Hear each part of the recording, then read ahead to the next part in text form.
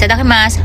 So yun na nga guys, tatandaan nyo ba na pumunta tayo sa isang supermarket na mura nung kasama natin si Ate Akari para mangon na Razor Clam at makakita tayo ng ganitong prutas na dry fruits siya. At sinearch ng lola nyo kung ano nga ba to. At yun na nga, sinearch nga ng lola nyo, ang pangalan pala niya ay hibiscus. At kamag-anak siya ng gumamela, kaya naman kung makikita nyo mukha siyang gumamela. At mukha din siyang okra for me ha, yung pulang okra ko kasi ganito yung bulaklak. At ganyan din yung itsura ng kanyang pagka-pink sa loob. At in fairness, napakadami palang benefits ng prutas na to. Nakakapagpababa din siya ng blood pressure. Tapos antioxidant din siya. At bukod doon, nakakabuti daw siya sa pagtunaw ng fatty liver at maganda rin daw siya para sa mga constipated. Syempre, kung may mabuti siyang effect, meron din siyang mga side effect. Unang-una, kung ikaw ay buntis, bawal na bawal to sa'yo. Tapos kapag ka sobrang baba naman ng dugo mo, hindi rin to pwede sa'yo. Pwede rin makasira ng liver mo kapag nasobrahan ka tapos wala ka namang ginagamot na fatty liver. At kung iinom ka naman daw ng tsaa nito, make it sure ay gumamit ka ng straw para hindi daw masira ang ngipin mo kasi dahil nakaka-apekto daw to sa enamel ng ating ipin. Tapos tulad na napapanood natin ito kung paano siya pinaprocess, tinatanggalan lang siya ng buto and then lalaga lang siya ng konti. Then aasukalan, saka siya i-peppermint ng ilang araw. And then after ng ilang araw na yon, saka lang siya idadry o ibibilad sa araw. Pwede rin kayo gumamit ng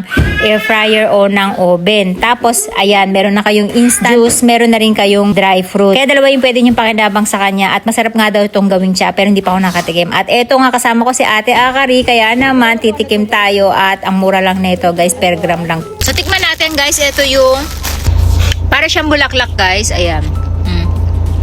Siguro bulaklak to. Hindi ko lang talaga siya kilala. Ayan o. Kasi may para siyang mga petals. Tikman natin guys. Itadakimasu. Manipis lang siya. Para siyang balat. Hindi siya parang fruits. Kasi diba pagka dry fruits, yung parang malambot pa rin siya pag ginagat mo. Ito hindi. Hindi siya matamis. Kaya saktong-sakto lang. Wala siyang lasa guys na nakakaiba. Hindi siya mapait. Hindi siya maasim. May konting asim. Ganyan yung loob niya, walang lamang. Hindi siya matamis guys, kaya nakaka-amaze. Sakto lang. Para kamahaan ng balat na manipis. Masarap siya. Balik kasi sa mga dry fruits guys.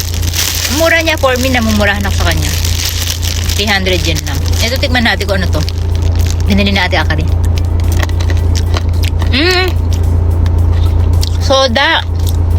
Soda. Asin. Yung mango natin, tikman natin. Yung mango niya guys, hindi kasi sarap ng mango natin. Ito pineapple. Masarap.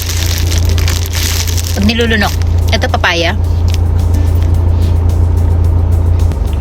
Para siyang yung pinaka ng suha. Balat. Ito hindi ko alam kung ano to.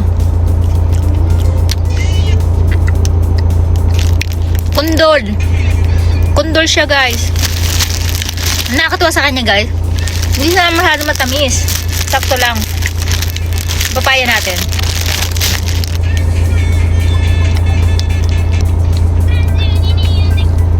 Sarap. Masarap siya, hindi ganun katamisan. Kasi usually mga nakakain kung sobrang tamis nakakaumay. Ito hindi, sakto lang. Ito hindi ko ito titikman guys. Ate Akari ito eh.